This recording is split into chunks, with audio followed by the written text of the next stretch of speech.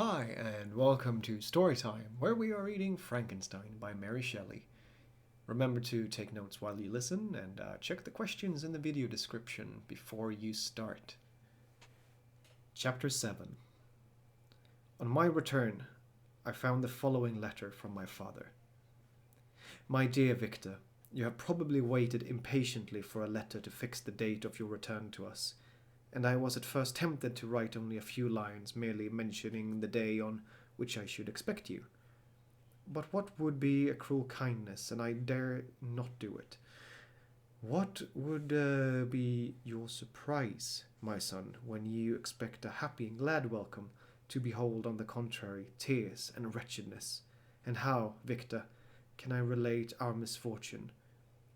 Absence cannot have rendered you callous to our joys and griefs, and how shall I inflict pain on my long absent son?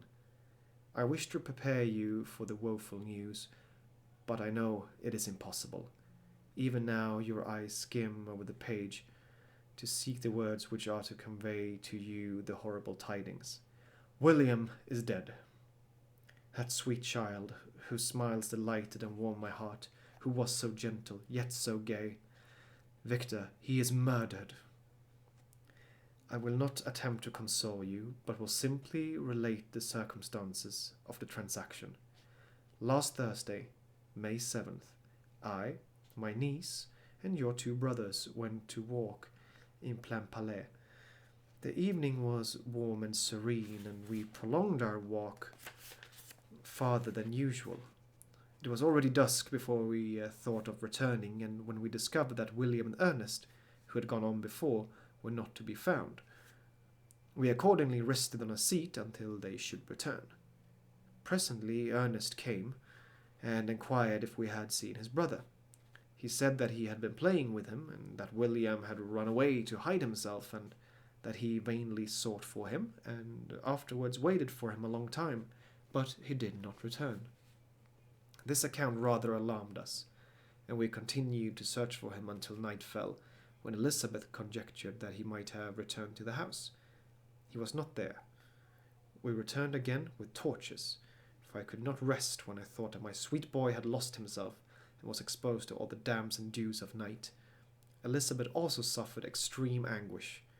About 5 in the morning I discovered my lovely boy, whom the night before I had seen blooming and active in health, stretched on the grass, livid and motionless. The print of the murderer's fingers was on his neck. He was conveyed home, and the anguish that was visible in my countenance betrayed the secret to Elizabeth. She was very earnest to see the corpse, and at first I attempted to prevent her, but she persisted, and entering the room where it lay, hastily examined the neck of the victim, and clasping her hands, exclaimed, "Oh God! I have murdered my darling child." She fainted, and was restored with extreme difficulty. When she again lived, it was only to weep and sigh. She told me that same evening William had teased her to let him wear a very valuable miniature that she possessed of your mother. This picture is gone, and was doubtless the temptation which urged the murderer to the deed. We have no trace of him at present, although our exertions to discover him are unremitted, but they will not restore my beloved William. Come, dearest Victor, you alone can console Elizabeth. She weeps continually and accuses herself unjustly as the cause of his death. Her words pierce my heart. We are all unhappy, but will not that be an additional motive for you, my son, to return and be our comforter? Your dear mother, alas, Victor, I now say, thank God she did not live to witness this cruel, miserable death of her youngest darling. Come, Victor, not brooding thoughts of vengeance against the assassin, but with feelings of peace and gentleness that will heal, instead of festering in the wounds of our minds. Enter the house of mourning, my friend, but with kindness and affection for those who love you, and not with hatred for your enemies. Your affectionate and afflicted father, Alphonse Frankenstein. Geneva, May 12th, 17. Clerval, who had watched my countenance as I read this letter, was surprised to observe the despair that succeeded the joy I had first expressed on receiving news from my friends. I threw the letter on the table and covered my face with my hands. "My dear Frankenstein," exclaimed Henry, when he perceived me weep with bitterness, "are we always to be unhappy? My dear friend, what has happened?" I motioned him to take up the letter, while I walked up and down the room in the extremest agitation. Tears also gushed from the eyes of Clerval as he read the account of my misfortune. "I can offer you no consolation, my friend," said he. "Your disaster is irreparable. What do you intend to do?" "To go instantly to Geneva. Come with me, Henry, to order the horses." During our walk, Clerval endeavoured to say a few words of consolation. He could only express his heartfelt sympathy. "Poor William," said he, "dear lovely child. He now sleeps with his angel mother. Who that had seen him bright and joyous in his young beauty must weep over his untimely loss. To die so miserably, to feel the murderer's grasp. How much more murderer that could destroy such radiant innocence? Poor little fellow. One only consolation have we. His friends mourn and weep, but he is at rest. The pang is over. His sufferings are at an end forever. A sod covers his gentle form, and he knows no pain. He can no longer be a subject for pity. We must reserve that for his miserable survivors." Clerval spoke thus as we hurried through the streets. The words impressed themselves on my mind, and I remembered them afterwards in solitude. But now, as soon as the horses arrived, I hurried into a cabriolet and bade farewell to my friend. My journey was very melancholy. At first I wished to hurry on, for I longed to console and sympathize with my loved and sorrowing friends, but when I drew near my native town, I slackened my progress. I could hardly sustain the multitude of feelings that crowded into my mind. I passed through scenes familiar to my youth, but which I had not seen for nearly 6 years. How altered everything might be during that time! One sudden and desolating change had taken place, but 1,000 little circumstances might have by degrees worked other alterations, which, although they were done more tranquilly, might not be the less decisive. Fear overcame me. I dared not advance, dreading 1,000 nameless evils that made me tremble, although I was unable to define them. I remained 2 days at Lausanne in this painful state of mind. I contemplated the lake. The waters were placid. All around was calm, and the snowy mountains, the palaces of nature, were not changed. By degrees the calm and heavenly scene restored me, and I continued my journey towards Geneva. The road ran by the side of the lake, which became narrower as I approached my native town. I discovered more distinctly the black sides of Jura and the bright summit of Mont Blanc. I wept like a child. "Dear mountains, my own beautiful lake, how do you welcome your wanderer? Your summits are clear, the sky and lake are blue and placid. Is this to prognosticate peace, or to mock at my unhappiness? I fear, my friend, that I shall render myself tedious by dwelling on these preliminary circumstances, but they were days of comparative happiness, and I think of them with pleasure. My country, my beloved country, who but the native can tell the delight I took in again beholding thy streams, thy mountains, and more than all thy lovely lake. Yet, as I drew nearer home, grief and fear again overcame me. Night also closed around, and when I could hardly see the dark mountains, I felt still more gloomily. The picture appeared a vast and dim scene of evil, and I foresaw obscurely that I was destined to become the most wretched of human beings. Alas, I prophesied, truly, and failed only in one single circumstance, that in all the misery I imagined and dreaded, I did not conceive the 100th part of the anguish I was destined to endure. It was completely dark when I arrived in the environs of Geneva. The gates of the town were already shut, and I was obliged to pass the night at Secheron, a village at the distance of half a league from the city.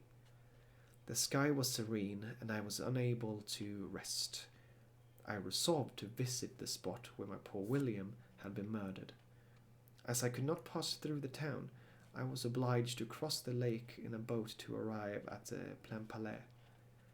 During this short voyage I saw the lightnings playing on the summit of Mont Blanc in the most beautiful figures. The storm appeared to approach rapidly, and, on landing, I ascended a low hill that I might observe its progress. It advanced. The heavens were clouded, and I soon felt the rain coming slowly in large drops, but its violence quickly increased. I quitted my seat and walked on, although the darkness and storm increased every minute, and the thunder burst with a terrific crash over my head. It was echoed from Salève, the Juras, and the Alps of Savoy. Vivid flashes of lightning dazzled my eyes, illuminating the lake, making it appear like a vast sheet of fire. Then, for an instant, everything seemed of a pitchy darkness, until the eye recovered itself from the preceding flash. The storm, as is often the case in Switzerland, appeared at once in various parts of the heavens. The most violent storm hung exactly north of the town, over that part of the lake which lies between the promontory of beleive and the village of Coppet. Another storm enlightened Jura with faint flashes, and another darkened and sometimes disclosed the mole, a peaked mountain to the east of the lake. While I watched the tempest, so beautiful yet terrific, I wandered on with a hasty step. This noble war in the sky elevated my spirits. I clasped my hands and exclaimed aloud, "William, dear angel, this is thy funeral, this thy dirge." As I said these words, I perceived in the gloom a figure which stole from behind a clump of trees near me. I stood fixed, gazing intently. I could not be mistaken. A flash of lightning illuminated the object, and discovered its shapes plainly to me. Its gigantic stature, and the deformity of its aspect, more hideous than belongs to humanity, instantly informed me that it was the wretch, the filthy demon, to whom I had given life. What did he there? Could he be, I shuddered at the conception, the murderer of my brother?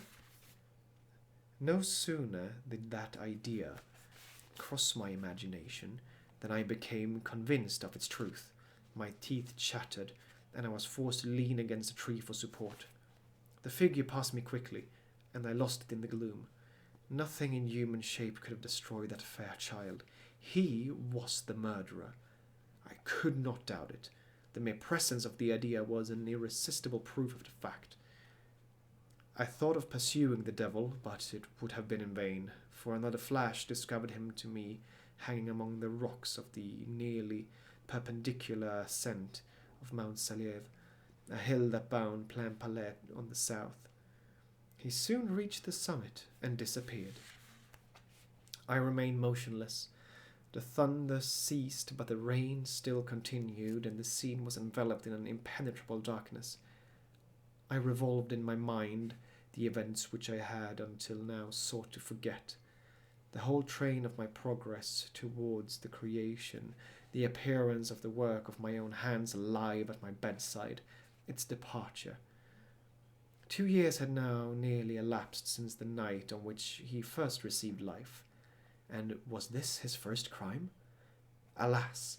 I had turned loose into the world a depraved wretch, whose delight was in carnage and misery. Had he not murdered my brother? No one can conceive the anguish I suffered during the remainder of the night, which I spent cold and wet in the open air. but I did not feel the inconvenience of the weather. My imagination was busy in scenes of evil and despair. I considered the being whom I had cast among mankind and endowed with the will and power to effect purposes of horror, such as the deed which he had now done, nearly in the light of my own vampire, my own spirit let loose from the grave, and forced to destroy all that was dear to me. Day dawned, and I directed my steps towards the town. The gates were open, and I hastened to my father's house. My first thought was to discover what I knew of the murderer, and cause instant pursuit to be made. But I paused when I reflected on the story that I had to tell. A being whom I myself had formed and endued with life had met me at midnight among the precipices of an inaccessible mountain. I remembered also the nervous fever which I had been seized just at the time that I dated my creation, and which would give an air of delirium to a tale otherwise so utterly improbable. I well knew that if any other had communicated such a relation to me, I should have looked upon it as ravings of insanity. Besides, the strange nature of the animal would elude all pursuit, even if I was so far credited as to persuade my relatives to commence it. And then, of what use would be pursuit? Who could arrest a creature capable of scaling the overhanging sides of Mount Saliev? These reflections determined me, and I resolved to remain silent. It was about 5 in the morning when I entered my father's house. I told the servants not to disturb the family, and went into the library to attend the usual hour of rising. 6 years had elapsed, passed as a dream but for one indelible trace, and I stood in the same place where I had last embraced my father before my departure for Ingolstadt. Beloved and venerable parent, he still remained to me. I gazed on the picture of my mother which stood over the mantelpiece. It was an historical subject, painted at my father's desire, and represented Caroline Beaufort in an agony of despair, kneeling by the coffin of her dead father. Her garb was rustic and her cheek pale, but there was an air of dignity and beauty that hardly permitted the sentiment of pity. Below this picture was a miniature of William, and my tears flowed when I looked upon it. While I was thus engaged, Ernest entered. He had heard me arrive, and hastened to welcome me. He expressed a sorrowful delight to see me. "Welcome, my dearest Victor," said he. "Ah, I wish you had come 3 months ago, and then you would have found us all joyous and delighted. You come to us now to share a misery which nothing can alleviate. Yet your presence will, I hope, revive our father, who seems sinking under his misfortune, and your persuasions will induce poor Elizabeth to cease her vain and tormenting self-accusations. Poor William, he was our darling and our pride." Tears, unrestrained, fell from my brother's eyes. A sense of mortal agony crept over my frame. Before, I had only imagined the wretchedness of my desolated home. The reality came on me as a new and not less terrible disaster. I tried to calm Ernest. I inquired more minutely concerning my father, and her I named my cousin. "She, most of all," said Ernest, "requires consolation. She accused herself of having caused the death of my brother, and that made her very wretched. But since the murderer has been discovered—" "The murderer discovered? Good God, how can that be? Who could attempt to pursue him? It is impossible. One might as well try to overtake the winds or confine a mountain stream with a straw. I saw him too. He was free last night." "I do not know what you mean," replied my brother, in accents of wonder, "but to us the discovery we have made completes our misery. No one would believe it at first, and even now, Elizabeth, will not be convinced, notwithstanding all the evidence. Indeed, who would credit that Justine Moritz, who was so amiable and fond of all the family, could suddenly become capable of so frightful, so appalling a crime? Justine Moritz? Poor, poor girl. Is she the accused? But it is wrongfully. Everyone knows that. No one believes it, surely, Ernest. No one did at first, but several circumstances came out that have almost forced conviction upon us, and her own behaviour has been so confused as to add to the evidence of facts a weight that, I fear, leaves no hope for doubt.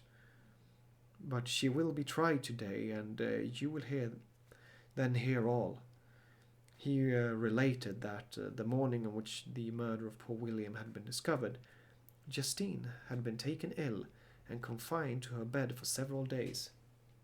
During this interval, one of the servants, happening to examine the apparel she had worn on the night of the murder, had discovered in her pocket the picture of my mother, which had been judged to be the temptation of the murderer. The servant instantly showed it to one of the others, who, without saying a word to any of the family, went to a magistrate, and, upon their disposition, Justine was apprehended. On being charged with the fact, the poor girl confirmed the suspicion in a great measure by her extreme confusion of manner. This was a strange tale, but it did not shake my faith, and I replied earnestly, "You are all mistaken. I know the murderer. Justine, poor good Justine, is innocent." At that instant my father entered. I saw unhappiness deeply impressed on his countenance, but he endeavoured to welcome me cheerfully, and after we had exchanged our mournful greeting, would have introduced some other topic than that of our disaster, had not Ernest exclaimed, "Good God, Papa! Victor says that he knows who was the murderer of poor William." "We do also, unfortunately," replied my father, "for indeed I had rather have been forever ignorant than have discovered so much depravity and ingratitude in one I valued so highly. My dear father, you are mistaken. Justine is innocent. If she is, God forbid that she should suffer as guilty. She is to be tried today, and I sincerely hope, that she will be acquitted." This speech calmed me. I was firmly convinced in my own mind that Justine, and indeed every human being, was guiltless of this murder. I had no fear, therefore, that any circumstantial evidence could be brought forward strong enough to convict her. My tale was not one to announce her publicly. Its astounding horror would be looked upon as madness by the vulgar. Did any one indeed exist, except I, the Creator, who would believe, unless his senses convinced him, in the existence of the living monument of presumption and rash ignorance which I had let loose upon the world? We were soon joined by Elizabeth. Time had altered her since I last beheld her. It had endowed her with loveliness surpassing the beauty of her childish years. There was the same candour, the same vivacity, but it was allied to an expression more full of sensibility and intellect. She welcomed me with the greatest affection. "Your arrival, my dear cousin," said she, "fills me with hope. You, perhaps, will find some means to justify my poor guiltless Justine. Alas, who is safe if she be convicted of crime? I rely on her innocence as certainly as I do upon my own. Our misfortune is doubly hard to us. We have not only lost that lovely darling boy, but this poor girl, whom I sincerely love, is to be torn away by even a worse fate. If she is condemned, I never shall know joy more. But she will not, I am sure she will not, and then I shall be happy again, even after the sad death of my little William." "She is innocent, my Elizabeth," said I, "and that shall be proved. Fear nothing, but let your spirits be cheered by the assurance of her acquittal. How kind and generous you are! Everyone else believes in her guilt, and that made me wretched, for I knew that it was impossible, and to see everyone else prejudiced in so deadly a manner rendered me hopeless and despairing. She wept. Dearest niece, said my father, dry your tears. If she is, as you believe, innocent, rely on the justice of our laws and the activity with which I shall prevent the slightest shadow of partiality. And that was it for today. I hope you enjoyed, and remember to reflect on the questions.